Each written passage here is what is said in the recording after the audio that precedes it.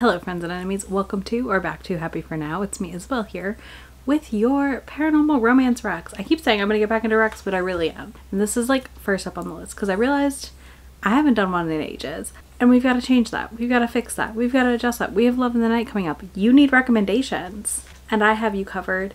I also am in another one of my new Halloween shirts. I'm very happy about it. It's got 3 witches on it with books. And this is Bad Witches Book Club. So what more do you need? I am here. I've got some options for you. I've got a handful of manga and graphic novel options as well. I'm excited. This is my favorite genre. This is one of the first subgenres I read in romance and fell in love with. So I'm here with the Rex. First up, I'm going to blanket recommend an author here. Lillian Lark. If you like paranormal romance and have not read Lillian Lark, you are missing out. We could start with the Harpy series, which she does have on hold, but there are 2 books in the series that are fantastic. I do enjoy it, but my favorite are her Monsters series, because our first book has a kraken, our second book is a MMMF gargoyle book. You've got basilisks, you've got werewolves, there's this lake monster, you got it all, and you got a variety of tropes, which is really fun, and she really spices it up and gives you things that honestly we're not normally getting in our books, which my book nip. Y'all know I love a weird trope. I love an interesting pairing. I love an interesting setup. So anything and everything Lillian Lark is a highly recommend. And she truly delivers on so many fronts. If you're new and you're like unsure about a kraken, I definitely recommend Deceived by the Gargoyles. This follows our librarian heroine who ends up dating a guy who is part of the gargoyle trio, and we follow their relationship. It's really cute. It's really sweet. Book 1 is also delightful. She's kind of a witch, has these magic powers around matchmaking, and runs a bathhouse that they get magical powers from, and are trying to figure out who's siphoning off magic from the bathhouse. And he sees her and knows she's his mate, and he is a very old kraken shifter situation. Really, really good. All of these are good. I've never had a bad time. Even her Hoarded by the Dragon book, which has the pregnancy trope, which is not my favorite, I loved because it's a thief breaking into a house and the dragon is in heat and they do it and she ends up pregnant and then he has to protect her, and it's fantastic. And again, not my favorite trope. Had a banging time, literally. Okay, so next we have a series that I marathoned. And listen, Love in the Night's coming up. This is, you could read this series. You would hit a lot of things in this series. This has one of the strongest openings I've read in a long time, and that is in the prequel novella, which you can get free from the author or you can buy on Amazon if you want. I'll link both ways for you down below. In the prequel novella, it opens discussing how her vibrator has died. I was in. I was like, yes, please. This follows a girl who is born to the king of the serpent family. They're all shifters, and ends up on the run because her family's pushed her out because she doesn't present with the abilities they expected her to. Instead, she's something actually much more powerful. So she's born to that family. She gets put on this assignment by her dad to help heal these guys that are in a prison in someone's house. She doesn't realize it, but they are like, wait a minute. Those guys, they're all her mates. 4 of them are. And we follow her doing that, going on the run. It is the most banana pants bonkers series in the best ways. Like, you will not be able to put this book down if you enjoy it. Like, if you enjoy that prequel novella, you will not stop reading this entire series until you're current. Because that's what I did. I think I read over 1,000 pages in 2.5 days, 3 days. I read that prequel novella. I started book 1. I finished book 1. I read book 2. I'm reading book 3 right now. Like, it's good. Book 3 comes out soon.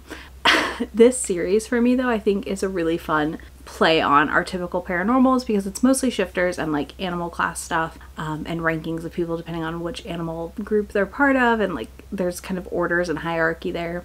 But we follow her on the run and then ending up at the school where it's like an academy for adults though, like for 18 to 24-year-olds.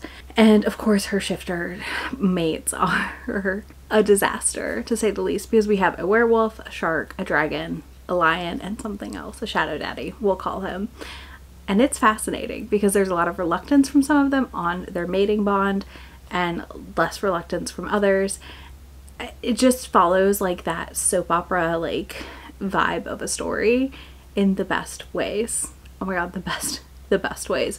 This is definitely a great option if you're newer to paranormal, I feel like, because there's nothing too intense about it besides the shifting part. And it's like, I would call it paranormal because they shift. So like to me that makes it immediately makes paranormal. It also gives you a fun taste of other types of shifters. You know, we have a great white shark shifter, and that's something I don't think I've read before. So there's that. Like, it is just fantastic. It has so much plot that I don't want to tell you everything, but basically she ends up on the run because of things happening and then captured and put into the academy to be kept safe. And her mates, three of them join her there, and they kind of run the school then. And it is her resisting and also them navigating what it will be together, like for them to be together.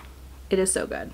Next, we have another one that I loved and have read and loved, and that is Death's Obsession by Avina St. Graves. This is Death as the hero and love interest. This is about a girl who has a near-death experience and then is getting surprise flowers in her locker at work, and then she starts having really strange dreams as well, where death is in these dreams and things like that. This is one of those really fun ones, I feel like, because it takes the death love interest and it kind of puts it in the real world, which is different.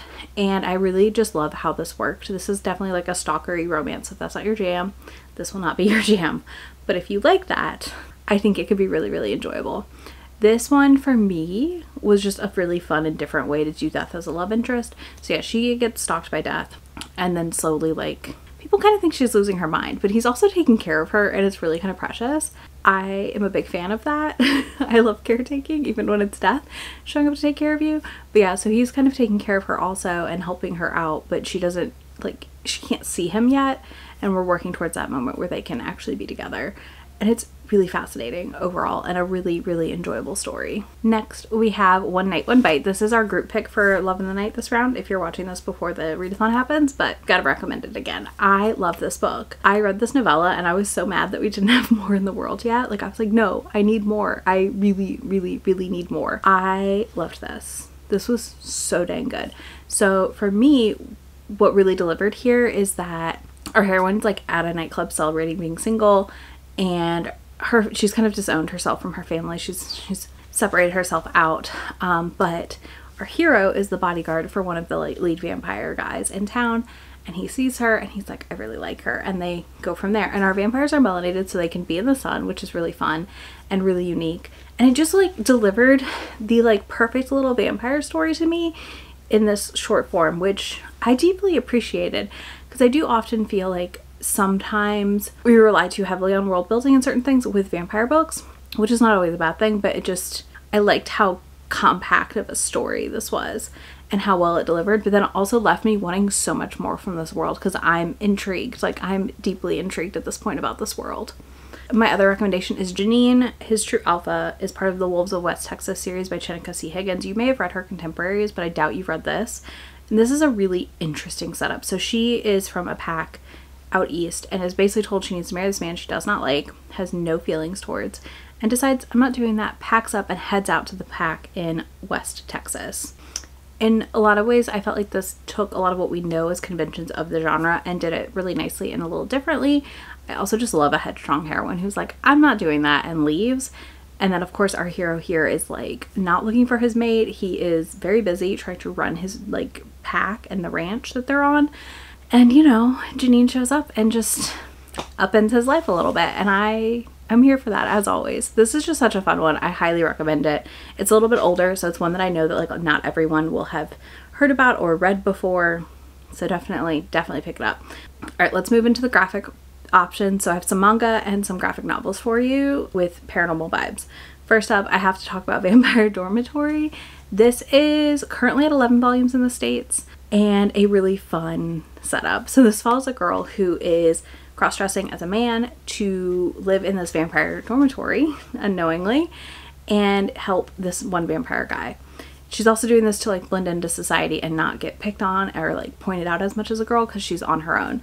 Well, the head vampire guy takes her in, and it is their hijinks through the school and working at this cafe and navigating all of that. And it's really bonkers. It's very fun. It gives very much Oran High School Host Club vibes. So if you're into that, I think you would like this. And if you want something like really kind of campy and ridiculous, it's so fun. I've really enjoyed this series, and it like kind of continues to up the ante on itself the whole time. So that's also really fun. Then if you're wanting a slightly spicier and more adult title. Spell of Desire is complete at 6 volumes, and I do believe it exists on the Viz Media app or through the web version of the app. So it is web only because it is explicit. But this romance follows a knight and a witch, and she is on this journey with him where they are trying to navigate some things that are happening, obviously, in the world. She runs a herb shop in a small town, and then obviously then a mysterious man dressed in all black shows up, and this is our knight. Basically, our heroine finds out her mom is still alive. He needs to help her control the powers that she's igniting, like as she finds out about her abilities. It's a really interesting series. The art is really beautiful as well, I would say, and it's one of those ones that's kind of a classic to an extent. It's an older shoujo beat title. It's somewhere on my shelves. I own it. But yeah, I think this is a great option for this season, and I think it's a really fun one. It's definitely something very different than a lot of other things we've gotten so far. So that part of it alone, I think, makes it like worthy of checking out if it piques your interest. But I really enjoyed this. I had such a fun time with them. Next, the only one I pulled out a physical for, we have Daily Reports About My Witch Senpai. This is currently at 3 volumes. This is a really cute slice of life. So you are just getting cozy little slices of life of these co-workers. She's a witch and uses her broom to commute, and he's her regular, like, normal human co-worker, and it's their slow build romance. I mean, it's not that slow. It's only 3 volumes. By volume 3, they're like moving in together. It's, you know, but it's definitely a little bit of a slow burn. She also has a pet iguana that is amazing. But this is just really cute, and it kind of delves into how the witch is judged differently according to society standards. But it's just their like really precious and sweet romance. I love this series, and I think it's really cute in how it just integrates normal people and witches. It's not like they're unknown to society. It's just like they're there and they coexist with a little bit of judgment. Okay, my next 2 are some graphic novels. So first up, we have Mooncakes. This is a really cute graphic novel. I read this a couple years ago, and it is precious, and I adore it, and I highly recommend it. So this is about a girl who works at her grandmother's bookshop and is also a witch, and her friend who is a werewolf, who's been able to kind of wander around a lot and unable to find a place to call home. And the 2 of them pair up to solve this little like mystery that's just pretty low key, nothing too extravagant. The art in this is beautiful. I think this is just one of those like fun, cozy fall paranormal romances that you can read. It's got like light romantic elements, and it also just like will put you in a fall mood in the best ways. So highly recommend. And then last but not least is a recent read for me, and that is Blood City Rollers. This is a middle grade graphic novel that is adorable. I read this in June, and I'm really excited because we're supposed to get a sequel for it. This is about a girl who's a figure skater. She hurts herself leaving the ice rink. She gets kidnapped by all of these monsters to join the roller derby.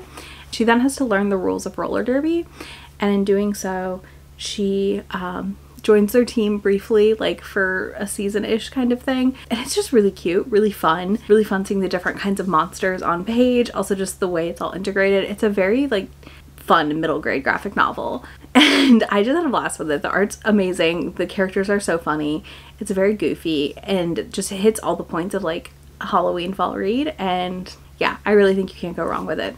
So those are all my recommendations for you that fit within kind of paranormal recommendations. Most of these are romances. Obviously the 2 graphic novels vary a little more, but it's fine.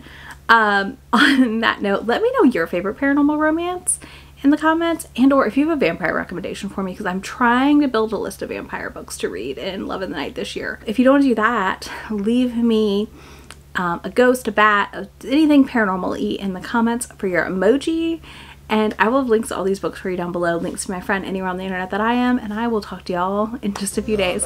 Bye! Already packing, come with me. I'm not really asking, we'll get away to a place where we don't know. About to see the world in action, what we can be, life with no distractions. We'll get away, this is what